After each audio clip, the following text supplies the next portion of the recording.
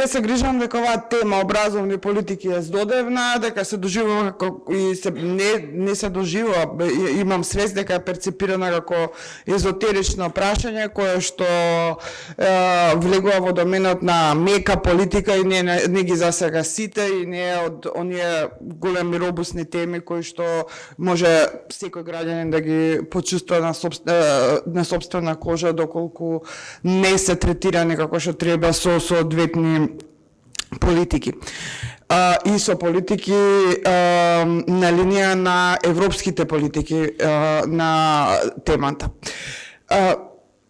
Ги се обидам да објаснам дека образованието овој пат со ова нова методологија на реформи, ние викаме методологија на пристапување во ЕУ, но не е тоа само методологија на реформи во функција на пристапување на кандидатите кон ЕУ, туку тоа е методологија на креирање политики и на самата ЕУ во овој момент. И таа методологија е интерсекторска, како што ни е познато, кај нас ниту се дискутира, ниту се планираат политики, ниту на институционално ниво, ниту пак јас гледам во критиката од страна на експертската фела или сцената на граѓанското општество кое нуди перспектива, не гледам вистинска критика во термини на интерсекторска политика и разбирање дека секторите се иманентно врзани во една органска целина. И сега стигам до централноста на образованието во контекст на овие дискусии околу интерсекторското планирање. Кластерот 3, како што знаеме, се нарекува кластер за инклузивен раст.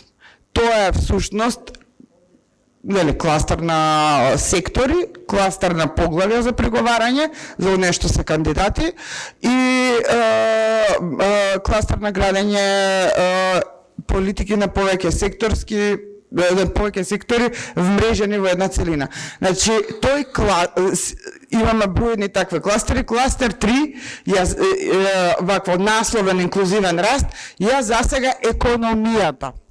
И тој кластер, ЕУ ни кажува, дека бара иманентно врзување на образованието со индустријата, односно и тоа високото образование, бара подем на истражувачки универзитети, нивно директно поврзување со економијата и економскиот раст. Зошто? Председателката на Европската комисија не кажа, Европа смета дека незината геостратешка острица, така ја нарекува, competitive edge на планетарно ниво, е економија базирана на технолошка, научна и каква сакате друга иновација. Но иновација во смисла на толка степен на напредност, што вие се наоѓате во трка со Кина, Америка и така натаму. Значи, цела и да не забораваме, сето тоа го нарекува геополитички концепт. Значи, ако сте економски компетитивни, затоа што имате технологија со која никој не може да се трка, станувате планетарно компетитивни.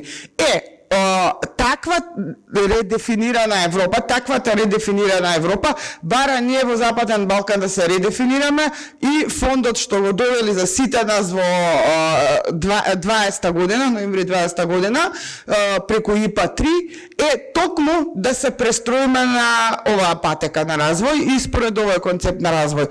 Ние се уште тоа не го правиме, се уште тоа не го разбираме, значи очекувам дека секоја идна влада, иако мислам дека прилично јасно од кој политички спектар би требало да биде составена таа влада, за да може да продолжи со развој на политиките во правецот кој што туку го представив.